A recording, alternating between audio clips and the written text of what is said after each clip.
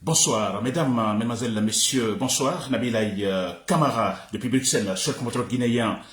Très bien. Alors, bon voilà, j'ai ce thème d'information pour ce soir à chaud, et parce que le thème, c'est à propos d'un événement politique qui vient de se passer donc aujourd'hui même, ce jour 31 octobre 2024 à Conakry. Il est question d'une marche de propagande, dite marche de la cohésion pour l'unité nationale. Et je crois à la tête le Premier ministre Baouri, n'est-ce pas?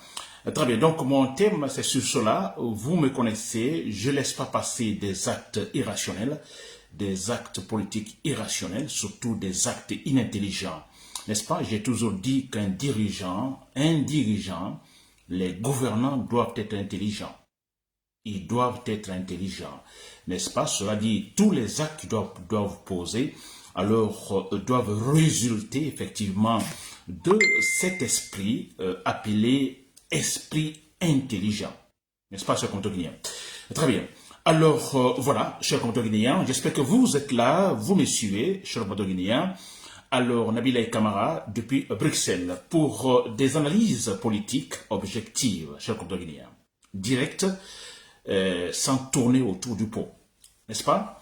Très bien. Alors, vous l'avez suivi, sûrement. Moi, je viens de l'apprendre maintenant. Vous comprenez, c'est un acte irrationnel. Alors, on parle d'une marche, disons, de la cohésion pour l'unité nationale. Je viens de voir ça, donc, les publications que je viens de lire. Alors, on peut voir les images Baouri à la tête, en fait, d'une foule donnée, alors qui marche, parce qu'on parle de la marche contre guinéen, et cette marche dite marche de la cohésion pour l'unité nationale. Alors, cela veut dire que bon, ils font cette marche-là, c'est pour la cohésion, et cette cohésion qui doit nous mener vers l'unité nationale, n'est-ce pas? Parce que la Guinée, nous ne sommes pas unis maintenant. Et là, ils le savent très bien, n'est-ce pas? Très bien. Alors moi, ça me fait rire, hein, vous comprenez, ça me fait rire parce que le problème ici, je reviens toujours à l'acte intelligent. Vous comprenez, un homme intelligent, bien sûr, nous pouvons tous avoir des problèmes. À un moment donné, alors les choses ne vont pas bien, ou bien nous, en fait, projetons quelque chose et que le résultat ne vient pas, parce qu'on a commis des erreurs, parce que voilà, le planning n'était pas bien. Ça peut arriver, n'est-ce pas? On se trompe. Vous comprenez? Une fois, deux fois. Mais trois fois les mêmes erreurs, quatre fois les mêmes erreurs, cinq fois les mêmes erreurs, ben écoutez, nous sommes loin de l'être humain. Ça, c'est dans la jungle, n'est-ce pas? On ne réfléchit pas. Alors, ce qui se passe, parce que quand j'entends marche de la cohésion pour l'unité nationale, marchons pour l'unité nationale, vous comprenez, tout le monde sort par exemple, bon voilà, l'unité nationale, on applaudit par-ci, par-là. Alors, ça, en Guinée, on l'a vu plusieurs fois. Du temps de Lansana Conté, maintenant, on l'a vu plusieurs fois. Le pouvoir qui organise des marches de propagande pour l'unité nationale. Plusieurs fois. Mais on a été unis, ça a marché, ça a donné de bons résultats? Jamais. Jamais. Alors, un intelligent, écoutez, mais il réfléchit maintenant. Si on est intelligent, on réfléchit. Mais écoutez, on a plusieurs fois, en fait, fait des marches comme ça. On les appelle la marche de cohésion. Mais écoutez, on n'a jamais évité des problèmes concernant des problèmes relatifs à l'unité nationale. Il y a toujours ce problème, en fait, lié à l'unité nationale. Nous ne sommes pas unis, c'est vrai. Alors on se pose la question. Mais écoutez, on s'est dit, bah, écoutez, donc la solution n'est pas à travers, disons, de la marche. Jamais. Parce qu'on l'a fait plusieurs fois, non, ça ne va pas. Il y a tout ce problème politique, il y a surtout tout ce problème donc d'instabilité. N'est-ce pas? On doit regarder, finalement, on essaie de voir, disons, un homme intelligent, un dirigeant intelligent, voir effectivement ce qui ne va pas. Qu'est-ce qu'il faut? Quelle est la solution? Mais c'est vrai, c'est incroyable. Très bien. Alors, nous savons tous que bon, l'unité nationale, quand je parle d'unité nationale, en fait, on peut dire tout simplement, c'est ce climat, disons, dans lequel, effectivement, se note très clairement la stabilité politique et sociale. N'est-ce pas? Le pays est stable politiquement et socialement. Ça, on peut parler d'unité nationale. n'est-ce pas, sans la peur, sans qu'il y ait éléments, donc, que les éléments soient là pour nous pousser ou nous effrayer, non, librement, et parce que tout simplement, alors les choses sont faites comme elles sont, n'est-ce pas, ou comme elles doivent être faites, et puis voilà, nous sommes tranquilles, il y a la stabilité. Très bien, cher Guinéen. Alors, cette unité-là, vous comprenez, on ne peut pas l'obtenir à travers, disons, des mensonges, des actes, disons, de malhonnêteté. Ça ne peut pas, on ne peut pas l'obtenir. On ne peut pas l'obtenir, par exemple, en maintenant Billo, en maintenant Fonike Mangue en prison, gratuitement, ils sont arrêtés, on parle de marche de l'unité, marche de cohésion. Comment est-ce possible? On ne peut pas l'obtenir tout simplement en privant donc pas mal de citoyens, disons, d'exercer leurs droits. Par exemple, je parle donc de ces différents journalistes aujourd'hui qui sont au chômage parce que, en fait, les médias ont été fermés. On ne peut pas parler de cohésion nationale et quand il y a une telle forme de ségrégation, on a pas mal de ces gens qui ne travaillent pas, qui sont en fait bloqués tout simplement parce qu'ils étaient en train de faire leur travail. Et on parle de cohésion, de marche de cohésion pour l'unité nationale. Peut-on avoir cette unité nationale, n'est-ce pas, quand on, en fait, prive, disons, notre processus démocratique de cet élément importantissime concernant la liberté d'expression? On n'est pas libre aujourd'hui en Guinée. Qui peut critiquer le pouvoir, même positivement? Je dis bien critiquer positivement. Vous avez des problèmes. Sommes-nous libres? Alors, peut-on parler de l'unité dans de telles circonstances? Peut-on parler de cohésion nationale, d'unité nationale, quand on a les gouvernants qui détournent très clairement de l'argent, ils ne sont pas sanctionnés? Peut-on parler de cohésion nationale quand on a les militaires, n'est-ce pas, qui raflent les citoyens, n'est-ce pas, des militaires cagoulés qui viennent kidnapper les citoyens, massacrer, tirer sur les citoyens? Peut-on parler, mais c'est une honte, s'il vous plaît, et c'est qui est devant cette marche? C'est Bahouri. C'est incroyable. Bahouri qui est à la tête de cette marche. Alors, c'est quand même incroyable. C'est une honte, chers compatriotes guinéens dans l'armée, si vous me suivez. Quand je parle, je vous assure, à 80%, je pense à vous. Vous devez me suivre sur mes raisonnements. Mes raisonnements, et également parce que vous êtes des gens patriotes, intelligents, rationnels, vous avez également, en fait, vos raisonnements. Et ces raisonnements, c'est quoi? C'est tout droit vers l'élimination de Mamadi Doumbouya.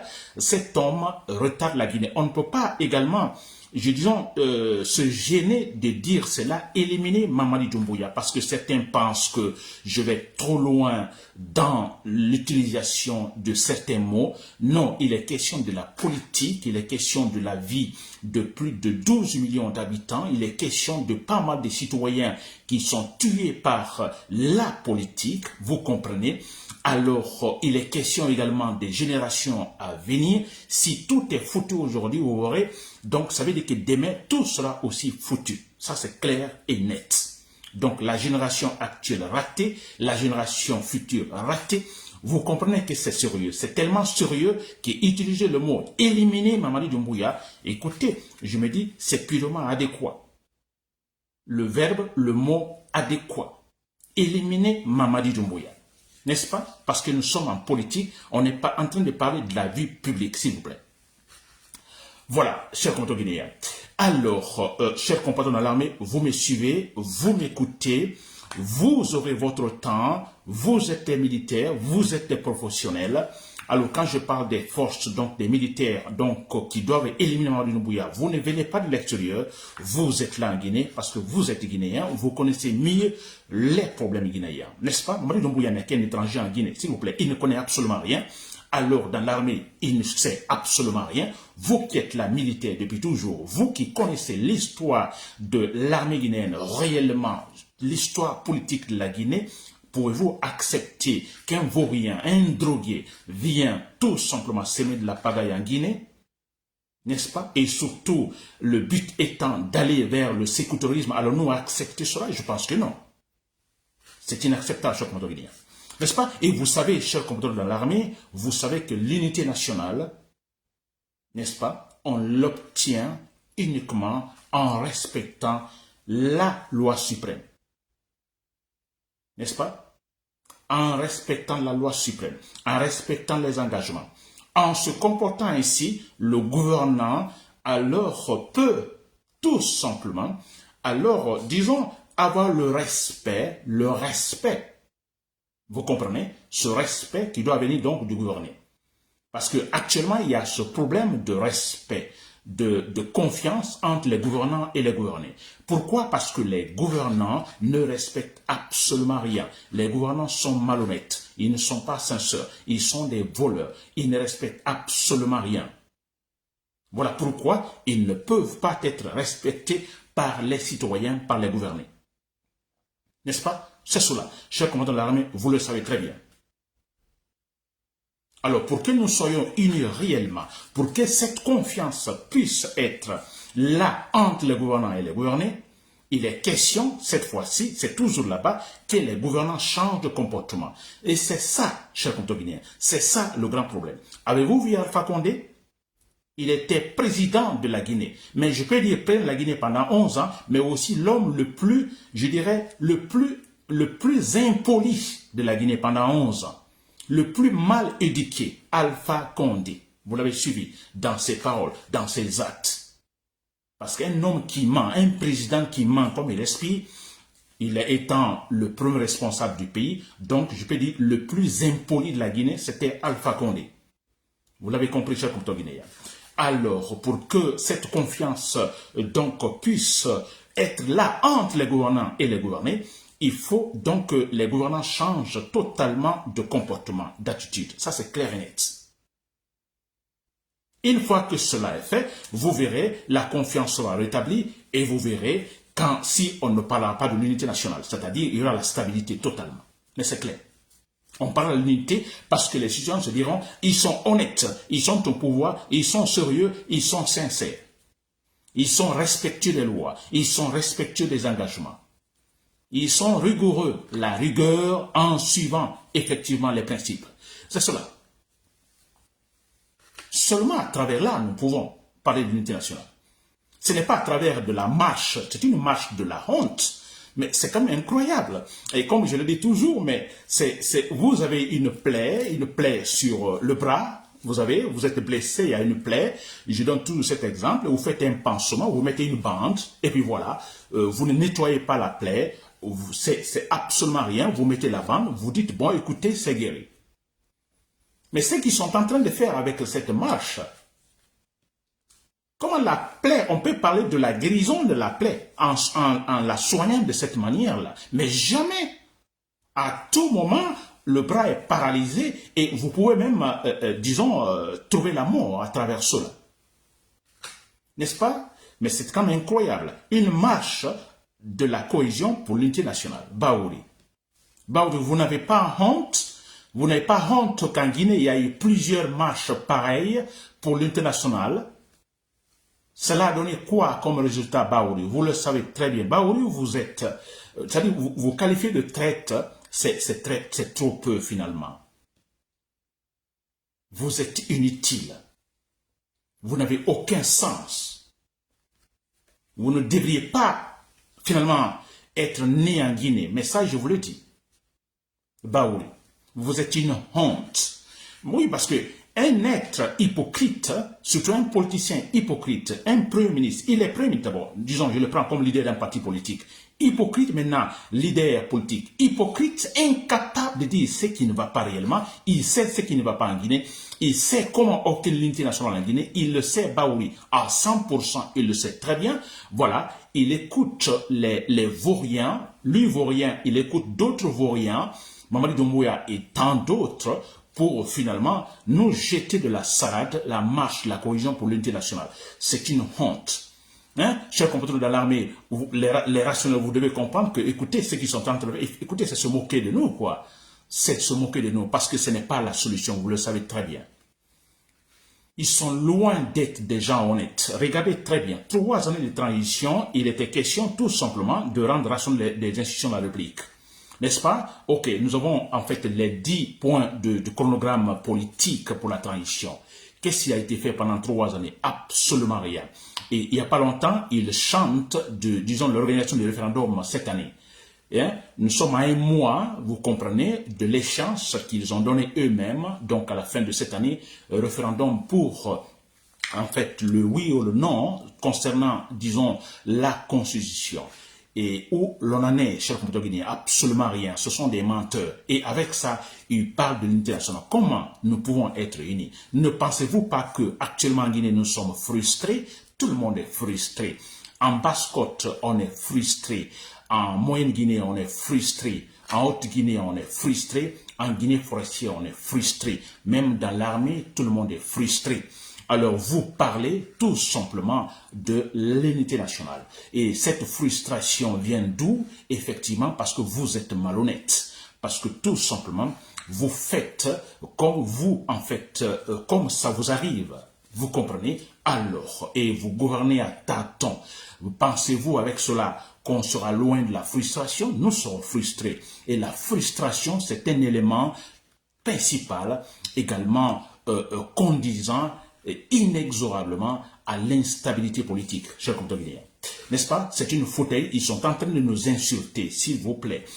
J'ai dit, je pense que nous avons deux, en fait, activistes qui ont été kidnappés, qui sont là, qui n'ont absolument rien fait, seulement qui sont opposés à cette manière, cette forme de gouvernance de la part de Mamadi Doumbouya. Ils sont emprisonnés, ils sont pris, kidnappés.